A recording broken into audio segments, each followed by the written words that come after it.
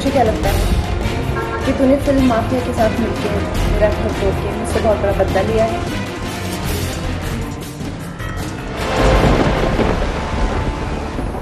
हर तरफ मलबा है, टूटे फर्नीचर हैं। कभी सोचा नहीं था कि सपनों के दफ्तर का ये हाल होगा। गाड़ी मेहनत की कमाई से खड़ी इमारत इस तरह बिखर जाएगी। अपने टूटे फूटे दफ्तर को देखकर कोई भी टूट जाए, लेकिन कंगना नहीं टूटी, बिखरी नहीं। मलबों के बीच खड़ी कंगना के इरादे अब भी बुलंद हैं, सपने अब भी आसमान जैसे हैं, आंखों में आक्रोश है, जुबान पर जंगे ऐलान है। उद्धव ठाकरे, तुझे क्या लगता है कि तूने फिल्म माफिया के साथ मिलके मेरा घर तोड़ के मुझसे बहुत बड़ा बदला लिया है? आज मेरा घर टूटा है, कल तेरा घमंड टूटेगा। ये वक्त का पहिया है, याद रखना, हमेशा एक जैसा नहीं रहता। कंगना ने सीधे सीधे चुनौती उस ठाकरे परिवार को दी जिसे मुंबई का बादशाह माना जाता रहा है। कभी ठाकरे परिवार के आगे बड़े बड़े हाजिरी लगाते थे, आज उसी परिवार का बेटा महाराष्ट्र का मुख्यमंत्री है, उन्हीं की हुकूमत है। लेकिन दफ्तर पर बुलडोजर चला तो कंगना उनकी ताकत को मलबे तक खींच लाई।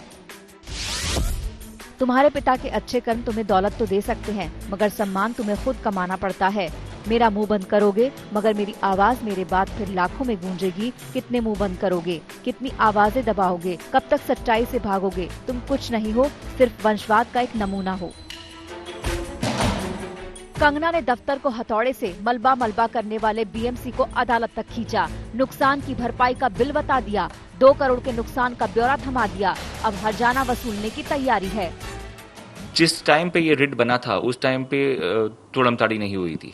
जिस टाइम में रिट फाइल हुआ था उस टाइम तक भी उन्होंने शुरू नहीं किया था तोड़ना, तो जाहिर सी बात है उसमें कोई फिगर नहीं है। डैमेज का असेसमेंट मैं चाह रहा था कि क्लाइंट आके एक बार देखें और बताएं।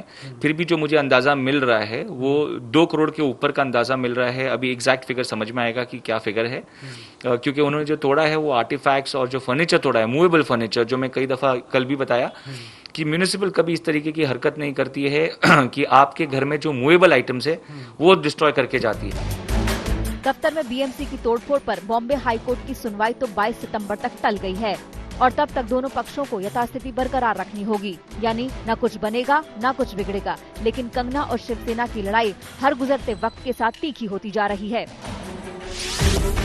जिस विचारधारा पर बाला साहब ठाकरे ने शिवसेना का निर्माण किया था, आज वो सत्ता के लिए उसी विचारधारा को बेचकर शिवसेना से सोनिया सेना बन चुकी हैं।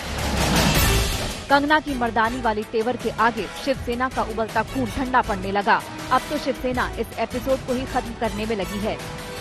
कोई सरकार ने जो एक्शन लिया है, मैंने भी टीवी पे देखा है, वो सरकार, देखो सरकार है, बीएमसी है, एक अलग संस्था है, उसमें आप मुझे मत जोड़िए। सरकार को लगा होगा कोई इलीगल काम कहाँ हुआ है तो सरकार की तरफ से काम किया होगा, तो क्या हो गया?